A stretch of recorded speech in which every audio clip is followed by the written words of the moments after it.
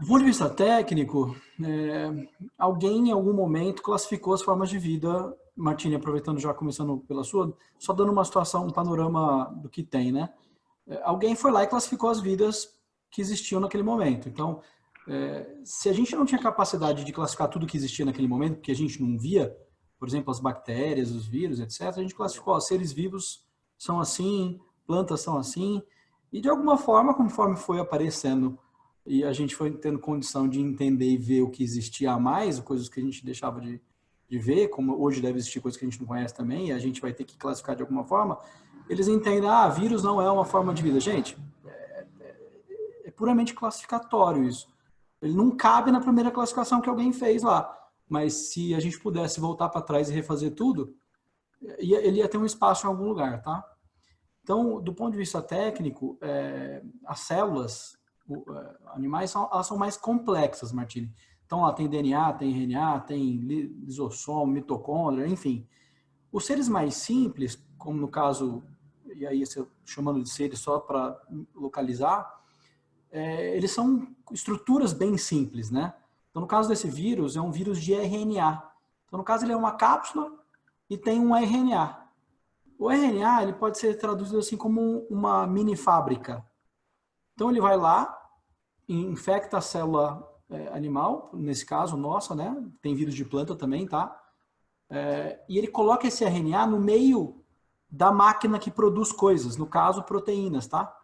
Então, a gente usa essas fitas de DNA e RNA para produzir nossas proteínas. Então, ele vai lá e coloca dele lá no meio. Entendeu? Como se fosse assim, pegar um programa do computador, ele coloca no seu computador e a partir daquele momento, a tua máquina começa a fazer o programa dele. Mais ou menos isso, tá? No caso, ele fica só se replicando. Então, ele usa a tua máquina para fazer mais dele. Então, a hora que a célula está cheia de outras cópias, a célula se rompe e aí continuam as infecções. Deu para entender?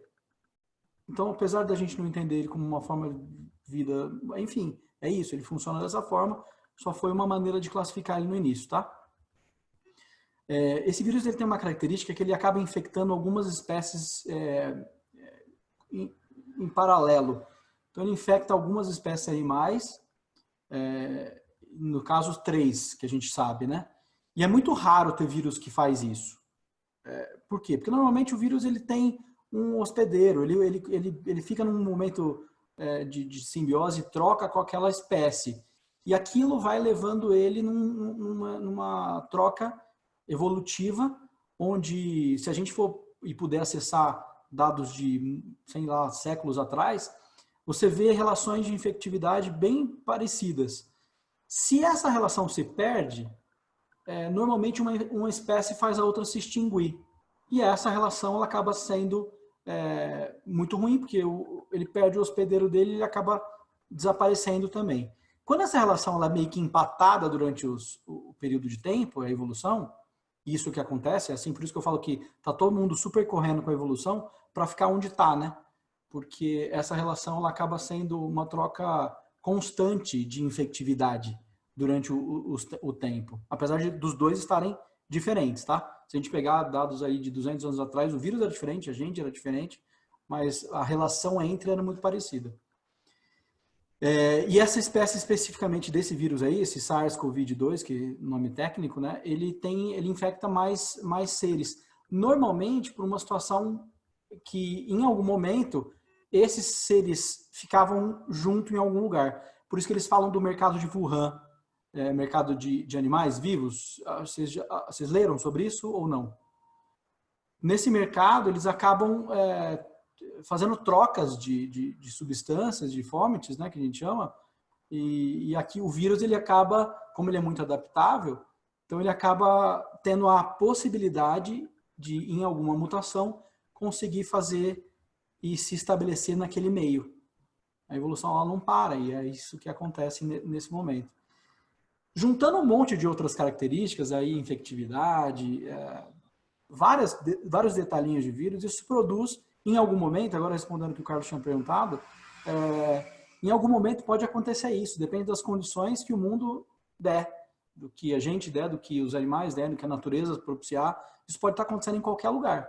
e a gente não sabe direito e não tem controle, né? E nem vai ter, dentro da estrutura de complexidade que a gente conversa. Então, essa é a ideia é que isso está em constante evolução. De alguma forma, a gente tem que se preparar para tudo isso, né? Deu para entender, então, que é uma coisa que a gente não conhece e essa é a dificuldade inicial da gente poder desenvolver estruturas onde, por exemplo, vamos cuidar da gripe.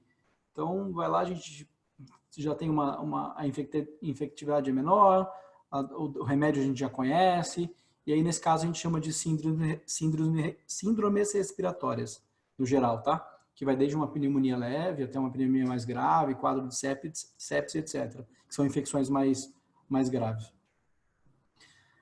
Visto isso, apareceu um vírus novo, que a gente não tem ideia de como cuidar dele, a gente começa a ter dados do que a gente já viu nos primeiros lugares que ele apareceu.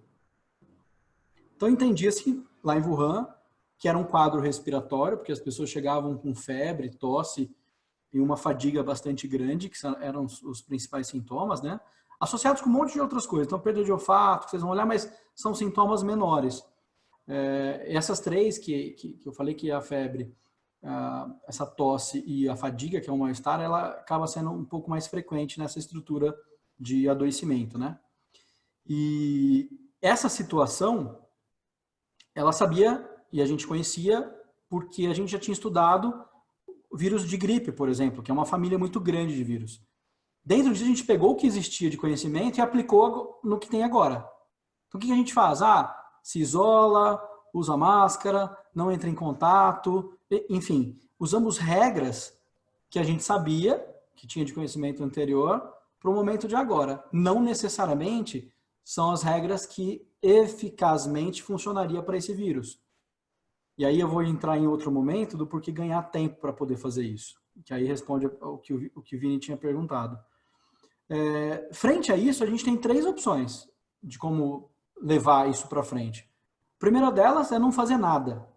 Então, sabemos que tem uma doença, ela acaba tendo um índice de fatalidade de perto de 4%, que a gente já viu em outros lugares.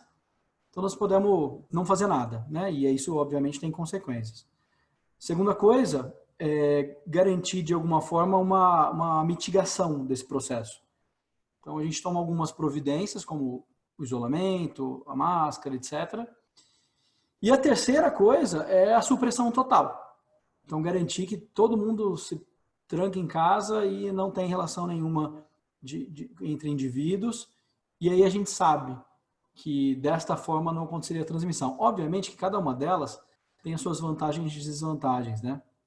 Mas não tem muito por onde seguir além desses três meios. Não fazendo nada era o que alguns países estavam tentando e pensando em fazer. Por quê? Tinha um conceito de imunização. Uma forma de imunizar é entrar em contato direto com o patógeno, que é o que causa a doença. A partir do momento que a gente entra em contato, nosso sistema imunológico vai lá, ele identifica uma pequena parte do patógeno, do vírus, da bactéria, e faz um antígeno para ele, que é como um encaixe de chave e fechadura. Esse antígeno só serve para esse tipo, para essa partezinha. Ele não serve para outras coisas. E essa é a beleza da situação também, né? Porque aquele antígeno ele vai acabar não atacando outras áreas que não teriam, que não seriam atacadas. Então é muito específico para aquele tipo de antígeno. Aí pensaram, você falou, bom, vamos deixar todo mundo se imunizar, todo mundo fica doente do mesmo tempo e a gente garante aí que a hora passado essa crise está todo mundo imunizado depois. Existem alguns dados epidemiológicos que falam também que a partir dos 50%, 60% da população infectada, já cai o processo de epidemia, porque o processo de transmissão ele é muito mais demorado para acontecer. Bom, fizeram estudos e entenderam que o processo todo aconteceria de 3 a 7 meses inteiro, com uma média aí de uns 5 meses, né? Então, você pega uma população de países como o nosso, continentais, e faz todo mundo ficar doente em pouquíssimo tempo. Então, o que acontece? Hoje nós estamos com 200, 300 milhões de habitantes, 270. Fica todo mundo doente no mesmo tempo. E o ponto maior é que, apesar da mortalidade ser muito baixa, como uma gripe, um pouquinho mais que uma gripe, é todo mundo ao mesmo tempo, morrendo e ficando doente, frente a um sistema que não está adaptado para isso. Então, além de todos os problemas que a gente hoje já está acostumado a cuidar e tratar, que a medicina já entende, por exemplo, doenças como infarto, tumores, câncer, etc., isso a gente já tem uma estrutura montada. Essa é uma doença nova, apareceu e está sendo somada, é mais uma camada que a gente coloca em cima de todo o problema. E a gente já vem com um sistema de saúde, aí no caso do Brasil, muito debilitado. A gente não tem fôlego para grandes mudanças, né? Então as UTIs já vinham lotadas, os leitos já estão lotados, principalmente quando a gente se refere a SUS. Apesar do sistema particular, leva uma taxa de ocupação de mais ou menos uns 80%. Tem um fôlego um pouco maior, mas mesmo assim. O aumento é tão grande, imagina, uma população de uma cidade de 10 milhões de habitantes, pensando em 4%, são quase 400 mil pessoas no lugar. São Carlos, por exemplo, dá um exemplo. A gente tem 250 mil habitantes aqui, 4% daria 1.000. Fazendo uma conta rápida, né? 1.000 internações em leito de UTI. A cidade inteira tem 44 leitos. 40, vai. Então, a hora que você fala 1.000 e 40 é um negócio assim absurdo. Porque tá todo mundo ficando doente ao mesmo tempo. Diferente das outras doenças, tá? Dengue mata mais. Claro, gente, tem muito mais tempo. Tá muito mais estruturado o processo de adoecimento da doença e tudo mais. Então, quando a gente vem uma doença nova que fica todo mundo doente em 4 ou 5 meses, é isso que acontece. Então, é o sistema de saúde que não está preparado para suportar isso, tá?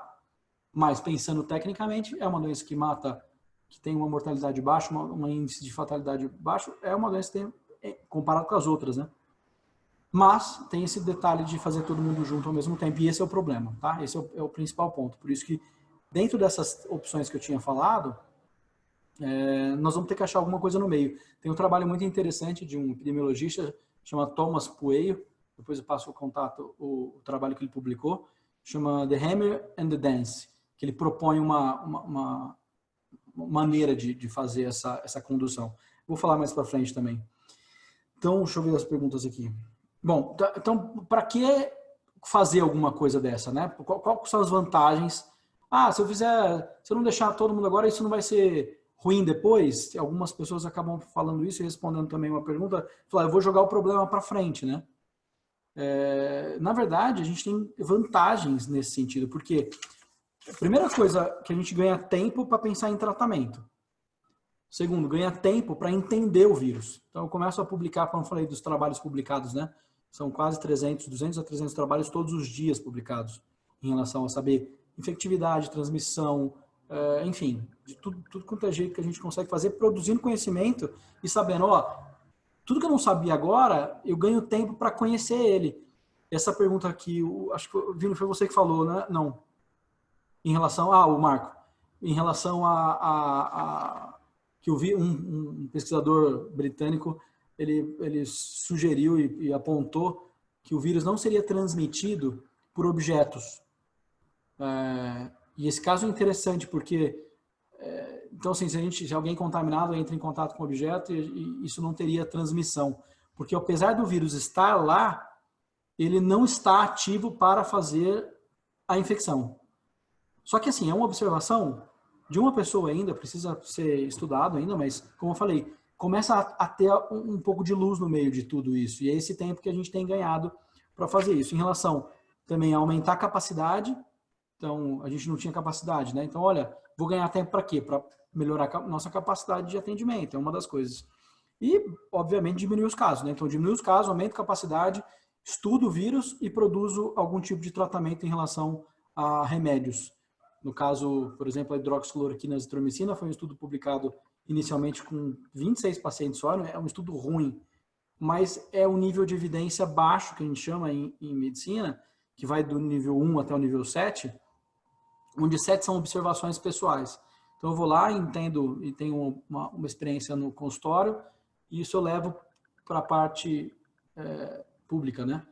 Isso não é método científico, porque a gente está pegando algo pontual e generalizando, isso não existe. Do ponto de vista técnico, essa evidência vai até 1, que aí sim, eu pego de estudo multicêntrico, duplo cego, etc., e trago de volta para fazer uma decisão pontual. Mas é assim que se segue, a partir de uma observação que eu vou indicando por onde caminhar. Então esse cara, ele indicou isso, ele mostrou que existe a possibilidade da transmissão não acontecer por contato e objetos.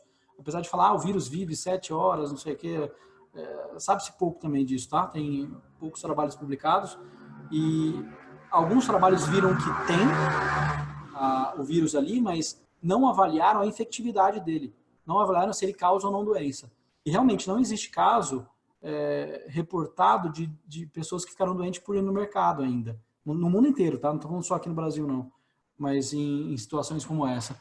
Enfim, a gente precisa de tempo para tentar entender tudo isso. E eu acho que esse é o tempo que a gente vai ganhar. Que mais, hein? Deixa eu falar alguns conceitos agora, só pegando aqui o... Existe um conceito de taxa de transmissão do vírus, né? A taxa de transmissão é um número que é calculado por fórmulas matemáticas. Eu fui tentar estudar 3 nas últimas 3 semanas. São fórmulas bastante complicadas e é muito difícil comparar porque os métodos são diferentes. Então, assim, a confiabilidade ela não é tão alta, mas é o que hoje tem. Tanto é que os resultados que a gente encontra são uma variação muito grande. O que é essa taxa de transmissão? Se eu falo que um vírus tem taxa de transmissão, que a gente chama de R0 tecnicamente, de 2, significa que, na média, esta pessoa infectada, durante o período que ela estiver transmitindo, ela vai transmitir para 2 pessoas. E isso acontece de forma exponencial, porque uma vira 2, 2 vira 4, 4, 16 e assim vai indo, né? Se eu falo que ela tem 4, ela vai passar isso para 4 pessoas. Essa taxa de infectividade, ela depende de características do vírus, que isso não vai mudar, e existe condições que nós conseguimos mudar como sociedade. E aí envolve situações como, por exemplo, lavar a mão. Se você lava a mão, você diminui a taxa de transmissão em 0,4 pontos em relação à escala toda. Só pontuando, o vírus, a partir do que se encontrou na China, ele tem esse R, que é a taxa de transmissão, de 2,5. Alguns pesquisadores sugeriram, e não sabemos disso ainda, a gente só vai saber quando a doença estiver em curso maior aqui no nosso país, sugeriram que existe uma diminuição pela temperatura e pela umidade do R0. Então, o vírus que tinha uma taxa de transmissão de 2,5 lá na China, ele deve chegar para a gente aqui por volta de 2,2. Então, a diminuição de 0,3, né? Então, a nossa taxa de transmissão é um pouquinho mais baixa. Quanto? Essa aí, 15%, né? Arredondando. Então, é significativo ou não, a gente vai entender conforme o tempo for caminhando. Então, essa taxa de transmissão, ela é muito importante, porque pensando na característica do vírus que não vai mudar, sobra tudo que a gente consegue fazer. A ponto de que se eu levar o R0, que é a taxa de transmissão, para 0, que é ficar em casa absolutamente, o vírus ele tem um ciclo de 14 dias e desaparece. Tecnicamente falando, tá? Só que isso é trancar o mundo junto em casa durante um período de 14 dias, ele é bastante alto, né, pensando nisso, que a gente não teria que ter contato nenhum com nada. E outra coisa, a gente jogaria para frente, porque no momento que liberaria, eventualmente esse vírus podia voltar por algum motivo. Que mais? Em relação a uma coisa importante também, em relação a esse R0, deu para... Eu tentei não ser muito técnico, mas esse não tinha como fugir. Deixa eu compartilhar uma tela com vocês, só para falar desse R0. Só para... Tá dando para ver aí? Sim. Vou dar uma aumentada aqui. Então aqui, ó, eu tenho o 2,5, que é o que a gente conhecia, né? Isso aqui são suposições, tá? A gente só vai ter ideia mesmo depois que, como eu falei, tiver em curso. Isso a gente traz de experiências anteriores. Então ele fala aqui, existe um bônus do calor e da umidade, tá vendo? Vai de 2,5 para 2,2, mais ou menos. Uma das características que mais funciona para diminuição é testar a população toda. Por quê? Porque a partir do momento que eu testo e alguém dá positivo, aquela pessoa que está assintomática, eu aviso ela que ela está com um vírus, e aí eu garanto que no período que ela estiver assintomática, que seriam aqueles 5 dias que ela está transmitindo e não tem sintoma nenhum, 0 sintomas, ela não faça essa transmissão. Então eu consigo diminuir a maneira como ela vai transmitir o vírus. Aqui, lavar a mão, está quase em segundo ponto. Bom, e aí vai indo, tá, gente? Assim, as temperaturas na rua, enfim, existem também um conceito de cluster. Eu falei à tarde hoje sobre isso. Por exemplo, se a gente consegue que as pessoas não fiquem em lugares de aglomeração, porque isso aumenta o R0, isso aumenta a taxa de transmissão. Na Itália, existem reportes de que houve um jogo que aconteceu, um jogo de futebol, onde a grande transmissão aconteceu naquele momento. E a partir daí, em um caso, em vez de levar para 2, em meios normais de vida, ele conseguiu transmitir para muita gente. E cada uma daquelas pessoas infectadas transmitindo para muitas outras. E durante 4 a 5 dias, com todo mundo assintomático, foram fazendo todas as conexões e aí estava uma quantidade absurda de pessoas contaminadas e, de repente, adoecidas. O que mais, hein? Alguns países tomam... Oi. Desculpa, talvez falar da história do pico e aqui no Brasil, o que significa pico e como é que está se vendo? Sim. Eu vou colocar aqui um gráfico de uma infecção, como ela aconteceria.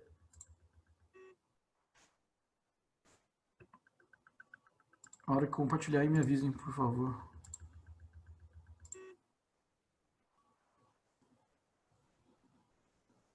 Foi? Compartilhou.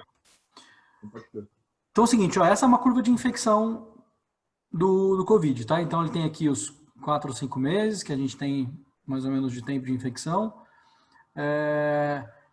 O laranja aqui em cima são as pessoas expostas. O rosa aqui são as pessoas que foram e têm algum tipo de sintoma. O azul claro, as pessoas hospitalizadas. E aqui embaixo, em azul mais escuro, as fatalidades. Então isso monta uma curva. Então quando a gente fala, e o pico da doença vai acontecer em qual momento? Por quê? Porque como existe uma transmissão exponencial, que a gente estava falando, então ele começa a montar essa curva exponencial aqui pela característica de transmissão. Ao mesmo tempo, lembra que eu falei que a partir de 60% da população imunizada, ela começa a perder força porque ela não consegue fazer a transmissão da mesma forma? Então a curva ela fica autolimitada. Chega um momento que ela inverte e aí a infecção acaba, tá? Mais ou menos isso. Essa calculadora é interessante, ela tem os cálculos do Imperial College, que acho que alguns de vocês podem ter ouvido falar. O chefe, que foi o Neil Ferguson, ele fez alguns cálculos, ele refez, inclusive, há mais ou menos uma semana, levando em considerações algumas coisas como o lockdown, que é o isolamento social de forma mais importante ou não, enfim. Isso que eu estou mexendo agora é o momento que se faz as intervenções, tá? Então ele sai daqui de um R, tá vendo um R aqui? De 2.2, que seria o nosso, para um R menor. Então aqui a gente faz simulações. Depois eu mando para vocês também isso. Então eu saio de um R 2.2 para um R de 1.2. Pensando numa população aqui embaixo de 1 milhão de pessoas, tá vendo aqui embaixo? Então eu tenho aqui mais ou menos 300 pessoas, 250 pessoas, 1.000 pessoas adoecidas, ou minimamente que entraram em contato com o vírus. Se eu consigo fazer essa intervenção depois que a curva passa o pico dela, ela muda muito pouco, tá vendo a estrutura da curva? Se eu faço intervenções aqui perto do pico, eu começo a diminuir. Então, de 250 eu cheguei perto de 200. Se eu faço antes, chega a menos de 100 mil. Se eu faço bem no comecinho, eu faço 40 mil. Só que tá vendo que a curva está ficando temporalmente maior? Então, é isso que eu falo do deslocamento do pico em algum momento. Por quê? Como a gente não tem defesa para esse problema, em algum momento a gente pode ficar doente. Não necessariamente agora, mas pode ser daqui 1 ano, 2 anos, depende do tipo de contato que a gente tiver. Então, assim, as intervenções muito precoces, elas acabam mudando de forma importante. Então, assim, fazer a intervenção aqui perto do dia da primeira morte, tá vendo? Quando a gente identifica uma doença dessa, menos de 20 mil pessoas ficariam doentes. Num quadro onde se eu deixo a curva solta, vai para mais de 250. Esse é o ponto, isso que fala de pico de doença e qual é o momento que ela acontece. Então, a hora que eu faço a intervenção, eu faço momentos de mudança dessa curva, levando ela mais para a direita. Então, algo que duraria 5 meses vai durar 10, 1 ano, etc. Se eu faço uma intervenção bem no comecinho aqui, você está vendo que o gráfico ele só vê até 200 dias, tá? Então, apesar de não estar formando a distribuição gaussiana aqui, mas é por causa do tempo. Isso ele joga lá para frente, vai para quase 2 anos aí de processo de saúde e doença, né? Deu para entender essa parte do pico aí? Mais alguma coisa em relação Só a para essa falar parte? das informações que a gente tem, o que aqui no Brasil está se mostrando que vai ser e tudo mais. Eu tenho uma notícia agora no UOL e no Globo que a curva do Brasil ela está bem abaixo, ela está abaixo dos Estados Unidos, da Espanha e da Itália, o que parece ser um bom sinal, né? Exato. A gente tem conseguido o nosso... por que só consegue saber quase 2 semanas depois? Porque o período de infecção do vírus, do ciclo do vírus, ele é até de 14 dias. Então, hoje as pessoas infectadas, mesmo fazendo lockdown, elas já estão com o processo de adoecimento acontecendo. Então, a gente não consegue evitar mesmo que ela faça o isolamento social, entenderam?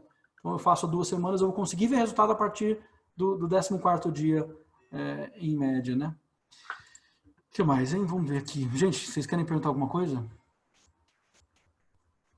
Estou consciente do tempo também, de todo mundo. A gente pode ir um pouquinho além das 8, pessoal?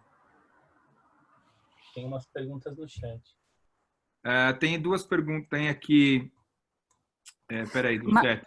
Quando surgiu a gripe suína, por que lá atrás não foi assim, não foi tão contagiosa? Existe algum caso ou estudo sobre reincidência de casos em pessoas já contaminadas? Sim, existem alguns casos reportados de reinfecção e existem casos reportados de mutação do vírus. Então, lembra que a vacina ela é muito específica? Então, se a gente tiver mutação do vírus em algum momento, a gente perde a característica de imunização. Por isso, por exemplo, por que tem vacinação da gripe todo ano? Porque o vírus muda todo ano. Esses vírus de RNA têm essa característica de mutar. Então, eventualmente, a partir do momento do desenvolvimento de uma vacina, a gente vai ter que ser vacinado todo ano. E esse vírus, por exemplo, do coronavírus, o SARS, ele vai ter que ser incluso dentro da estrutura de vacinação nossa, entenderam? Então, ela funciona dessa forma. Abrir o microfone para o Martim. Oi, boa noite, Dani. Beleza, cara? Martini, tudo bem, Martini? Essa curva que você mostrou, eu acho que não leva em consideração a dinâmica da população nem as relações sociais de cada cidade. É uma coisa que considera, em função de um número, você falou de 1 milhão de pessoas, considerar um número populacional e uma mesma dinâmica de movimento. Agora, a minha preocupação aqui no Brasil... Tá falhando só para mim? Tá falhando, Martim. Na periferia, na favela. Tá falhando. Acho que você tirar teu vídeo é legal. Ô, Martim, eu acho que eu entendi o que você estava falando, que assim, a dinâmica em relação à taxa de transmissão, ela é muito diferente e vai com algumas estruturas de como a gente organiza nosso país. Então, a taxa de transmissão hoje, por exemplo, era uma doença que estava restrita a uma classe social alta, porque ela veio de pessoas que viajavam para fora, ou tinham contatos com pessoas, e não tinha chegado em classes sociais mais baixas. Então, a classe social ela tem condições de fazer, por exemplo, um isolamento muito melhor do que pessoas que moram em casas pequenas. E mais estendido. Agora, quando daqui a 2 semanas, eu acho que a curva no Brasil não vai seguir as mesmas curvas que acontecem nos países desenvolvidos. Então, aqui a curva vai ser não vai ser exatamente exponencial, vai ter um formato um pouquinho diferente. Ela vai crescer menos no início, mas quando crescer muito e chegar na população mais carente, e a população que tenha que daqui a 2 semanas ou 3 semanas sair de fato para trabalhar, aí eu acho que aí a gente vai ter explosão, e aí vai ter a complicação no leite, né, nos leitos do sistema de saúde de uma forma geral. Essa sensação e essa simulação que é os resultados das simulações que a gente está tendo aqui. Sim, esses são os quadros piores assim que a gente pensa, só considerando que nada vai mais ser conseguido para tratar. Uma das coisas que tem dado muito resultado, e agora respondendo algumas perguntas em relação a remédios, em relação à hidroxicloroquina, o Einstein está conduzindo uma pesquisa e tem dado resultados muito bons, apesar de não estarem publicados ainda, e mais alguns lugares. Então, diminui a taxa de internação e diminui a complicação dos pacientes com o uso da hidroxicloroquina.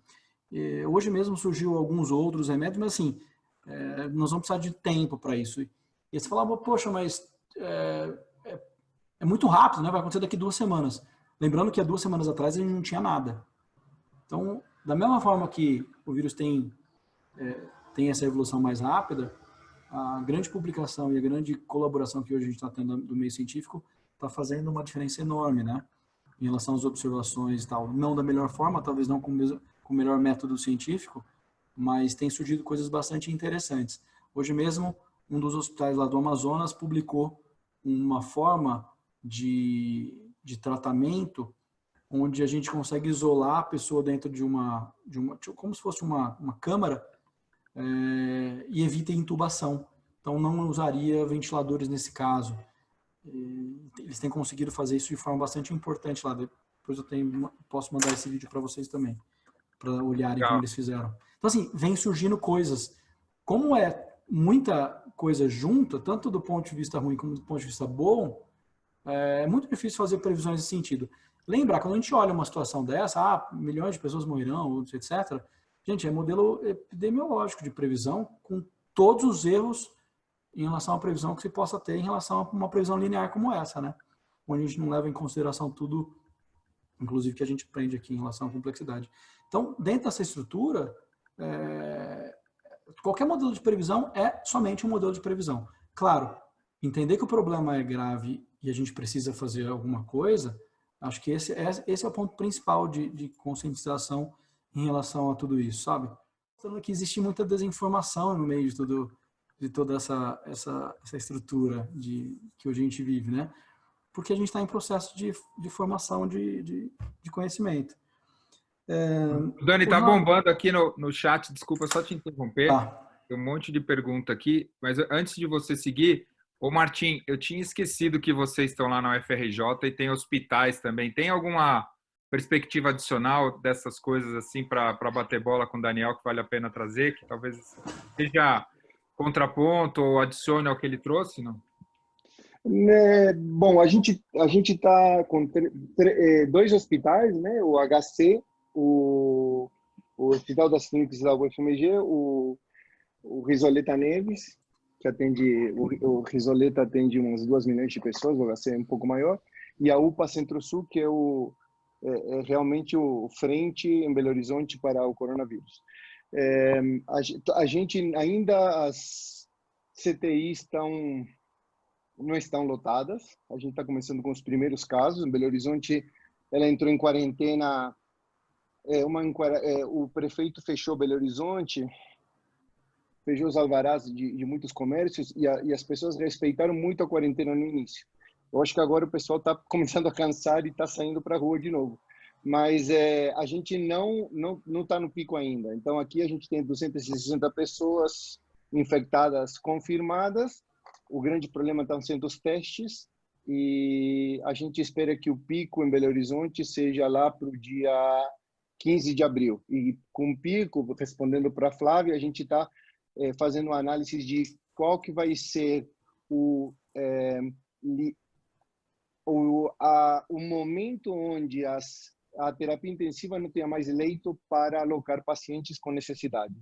Então, isso a gente está chegando lá para o dia 20 de abril. Na medida que a quarentena continua, essa curva vai se achatando um pouquinho. E aí eu posso dizer para vocês que na Fundep a gente compra tudo que é ventilador, EPI para esses 3 hospitais. Os preços altíssimos, tempos de importação aumentaram 20, 30 dias, então assim, qualquer 2 semanas, uma semana que a gente consiga, é mais um pouco de tempo que a gente tem para conseguir equipamento para atendimento. Sim. Tá? Então, assim, pode falar. Isso.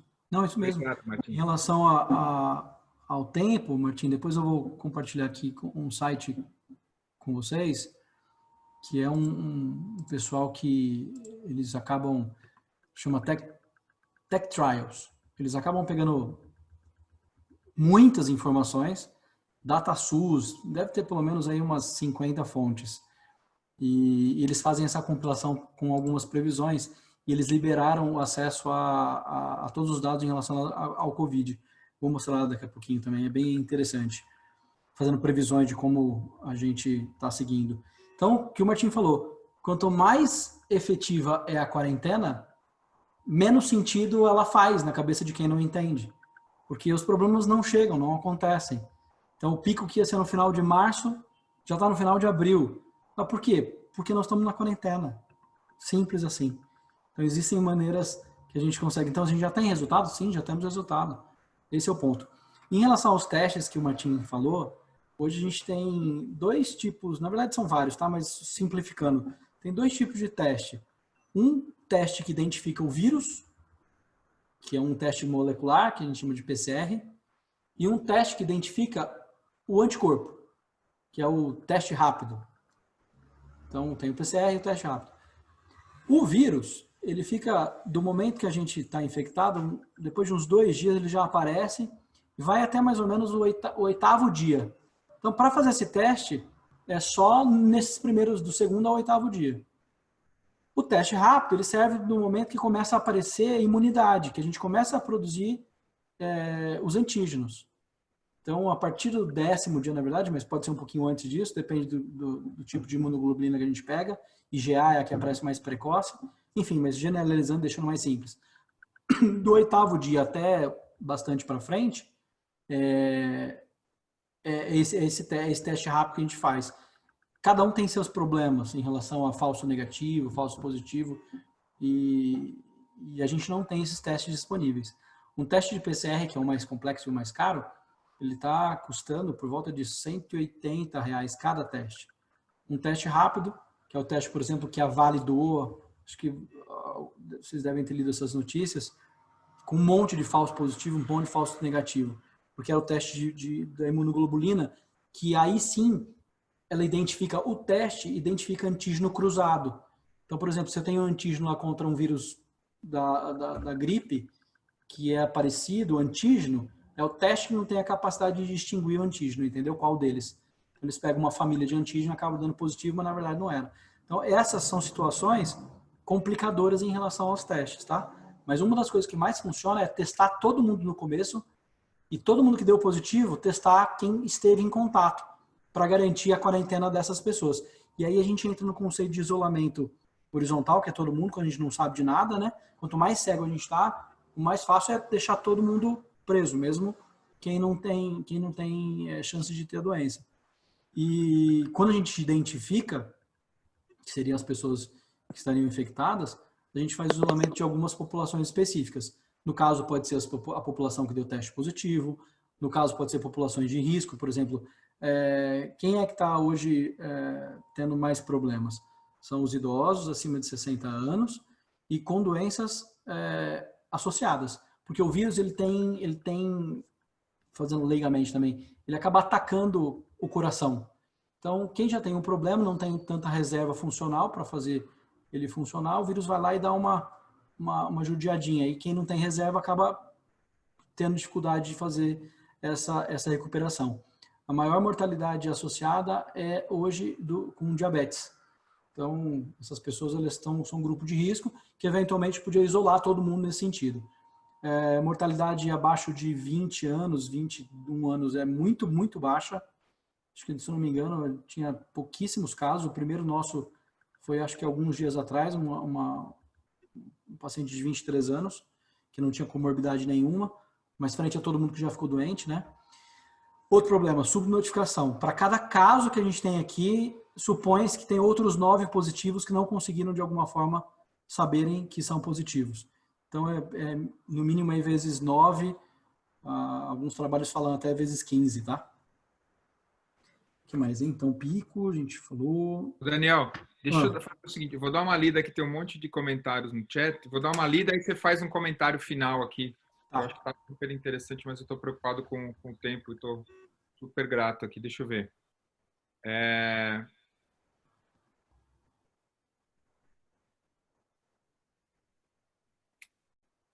O Pedro Paro. Renata, minha esposa, perguntando se você sabe se temos estudos de tempo de permanência do vírus e materiais. Acho que você respondeu isso. Qual a previsão para o pico do contágio para o Brasil? Você também respondeu. O vírus aqui no Brasil já mutou por estar pegando pessoas mais jovens? Pergunta do Pedro Paro. Na verdade, ele sempre pegou. Como a mortalidade é muito baixinha, se eu tenho uma amostragem pequena, a chance é menor. Se eu tenho uma amostragem grande, por exemplo, de 0,01, na hora que tiver 10 mil contaminados, é possível que você tenha uma fatalidade nesse meio, tá? Uhum. Perguntada a Fernanda aqui sobre comparação com a gripe suína, por que ela não foi tão contagiosa assim? Depende da taxa de infecção que se tem em relação à transmissão, a maneira de como ela infecta, quanto tempo ela fica disponível. Por exemplo, o H1N1, o que acontecia? O momento que você ficava doente, que tinha febre, era o momento que você transmitia. Então, as pessoas doentes era muito fácil, então ela ficava doente, ela ficava em casa e não transmitia para as outras pessoas. No caso do Covid, a gente fica de 4 a 5 dias sem nenhum sintoma, 0 sintomas. Então, ela acaba transmitindo nesse sentido. Então, o modus operandi de cada um desses vírus são diferentes. Aqui está o Zé Carlos falando do exemplo da Eslováquia, que é um país com 5 milhões de habitantes que, quando teve 20 casos confirmados, fez o lockdown, iniciou um ciclo de preservação. E aí, qual seria a conduta ideal com o Brasil? Acho que você já falou disso. Pergunta se a máscara é efetiva. Esse negócio de máscara é importante. A máscara ideal, a máscara tem algumas funções. A primeira delas é a proteção de quem está são. Então, você vai lá, bota uma máscara de forma efetiva e ela vai garantir que você não faça a inalação do vírus, tá? Porque é assim que se contamina. A partir do momento que eu não tenho uma máscara adequada para fazer isso, que é o que aconteceu agora, nós não vamos ter máscara para todo mundo, então passa a ser efetivo, isso já era uma orientação do OMS antes, e uma orientação que a OMS acabou mudando a orientação dela. No início ela falou para todo mundo pôr, depois ela viu que não ia ter máscara para todo mundo, ela falou, vamos deixar só para quem precisa. No caso, pessoal de saúde, grupo de risco e alguns pacientes infectados.